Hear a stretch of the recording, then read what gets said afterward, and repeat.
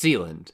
We gotta go back to World War II, when Britain was building a bunch of forts in the English Canal to stop the Germans and their funny business. After the war, of course, these forts did not have much use, so they were abandoned. Now, as Ruff's Tower was built in what was at the time international waters, some British pirate radio broadcasters saw an opportunity, and squatted on it in 1965. Well, that is until 1967, when a guy named Roger Bates single-handedly ejected, as Wikipedia puts it, all 10 occupants of the station. I couldn't find any sources with details of this, but I like to imagine him just doom-guying the platform and throwing everyone into the sea. Some sources say he started a radio station, and some say he didn't. But his decision to leave Britain is understandable regardless. And even if he did start the radio broadcast, it never really panned out very far. So he logically got into the business of nation building. Seeing as to how he was in international waters, he declared Sealand an independent nation. In 1968, Michael Bates, his son, fired shots at some British workmen servicing a navigation buoy nearby Sealand. Then he got sent to jail in the UK for, shooting at unarmed civilians. But then the court was like, yeah, we really can't do anything about it since he was in international waters. Which is kind of weird to me since, he was a British subject in a legal sense and was firing at other British subjects. Which, from my limited understanding of maritime law, would still make that illegal. But hey, I'm not a court. Meanwhile, the elder Bates got to work on making a constitution, national flag, national anthem, currency, and passports for the new nation. But then a German guy in 1978 named Alexander Achenbach hired literal mercenaries and attacked Sealand because he was mad Bates wanted to build a casino. So he's okay with pirate radio broadcasting, but draws the line at gambling. Michael Bates and his wife were actually in Britain at the time, so Achenbach took their son Michael as a hostage. But I guess Michael must have inherited his father's, skills.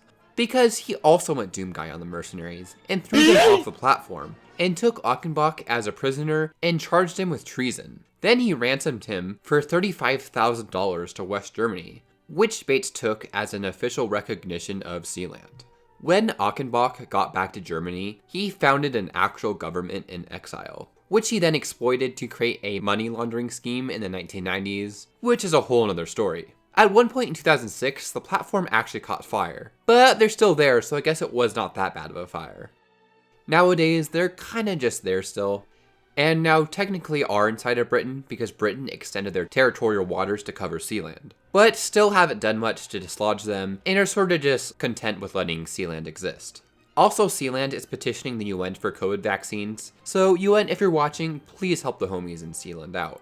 The Principality of Seborga. Yeah, you've probably heard of the 61 square kilometer microstate of San Marino embedded inside of Italy, because you watched my old video on them. But they're internationally recognized, so they do not count as a micronation. But don't worry, Italy has an actual micronation inside of its borders too. The claim of sovereignty for Seborga was put forward in 1963 by a Seborgan flower grower named Giorno Cabrone. He claimed to have found documents from the Vatican archives which indicated that Seborga had never been a possession of the House of Savoy, and therefore was not legitimately included in the Kingdom of Italy when it was formed in 1861 during the Italian unification. Carbone claimed that Seborga had existed as a sovereign state of Italy since 954, and that from 1079 it was a principality of the Holy Roman Empire. Sovereignty claims assert that Seborga was overlooked by the Congress of Vienna in the redistribution of European territories after the Napoleonic Wars. Though, from my understanding, these documents were lost. So I'm pretty sure Carbone just pulled a Joseph Smith there. But the townsfolk believed him, I guess, and elected him as Prince of the town, with the style of His Tremendousness, Prince of Seborga.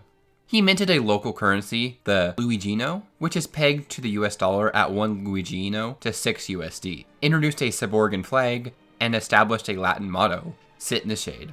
Also, apparently they claim Burkina Faso recognizes them, but I've seen nothing to support this claim. When Cabrone died, the position of monarch became elected, and is now held by Nina Daniela Menegato, who Wikipedia acknowledges her nationality as Seborgan, so I guess that means Wikipedia officially recognizes the Principality of Seborga. Liberland.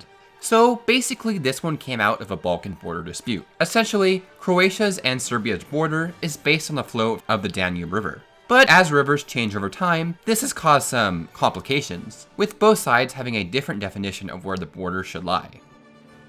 Czech libertarian Vit Jedlička found one piece of land called Gornja Siga, about 7 square kilometers in size, that he believes to be claimed by neither side, and realized that it would be the perfect place for a libertarian utopia. The words of their website, it is to be a society where righteous people can prosper with minimal state regulations and taxes. And their planned currency is supposed to be a new crypto coin, because we do not obviously have enough of those.